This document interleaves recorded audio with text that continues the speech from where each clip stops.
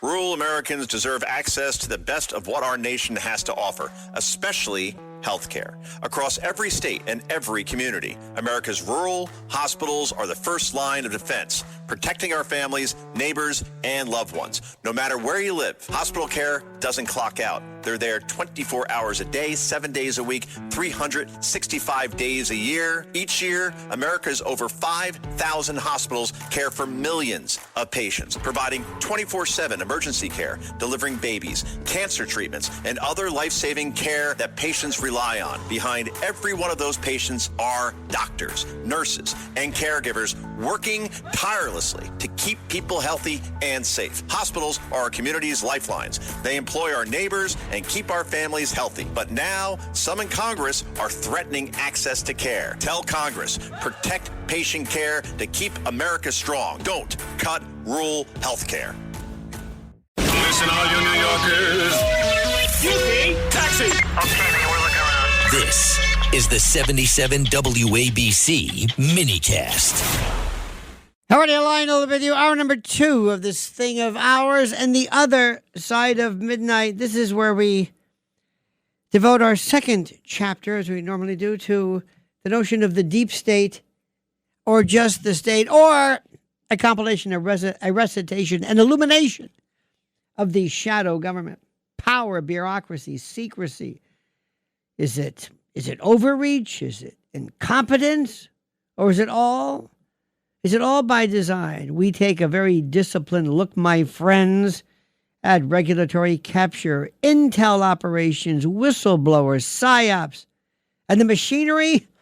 Yes, the machinery that keeps government humming long after elected officials come and go.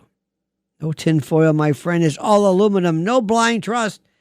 We separate conspiracy theory from conspiracy fact. And I want to remind you kind of how things work here, my friends. A number of incredible stories. May I suggest to you the following? There was a piece that went out, and it was very important, and it was written by, it was in a wonderful publication called Zero Hedge. Zero Hedge, unlike Global Research, Epoch Times. And the story, it was a letter from a fellow from Anthropic. His name was Mrinank Sharma. And he led the Safeguards research team, which is the group responsible for ensuring that Anthropic's AI could not be used to help engineer a biological weapon. Well, his final project was a study of how AI systems distort the way people perceive reality. And it was serious, consequential work for humankind. And he resigned. And his letter was seen more than 14 million times on X. It opened with the words, "The world is in peril." And it ended with a poem, and by announcing that he was leaving one of the most consequential jobs in artificial intelligence to pursue a poetry degree. Yes, you read that right. Peril and poetry. And it speaks of a thread that runs through a life, a thread that goes among things that change, but does not change itself. While you hold it, you can't get lost. Tragedies happen, people suffer and grow old, time unfolds, and nothing stops it. And the final line said, "Don't ever let go of the thread." And he said, throughout my time here, I've repeatedly seen how hard it is to truly let our values govern our actions. He wrote that humanity is approaching a threshold where our wisdom must grow in equal measure to our capacity to affect the world, lest we face the consequences. There was a major signal about what is happening behind closed doors in AI research, and they're very frightened. And Sharma, by the way, was not alone. Numerous safety researchers have walked off AI projects from multiple companies.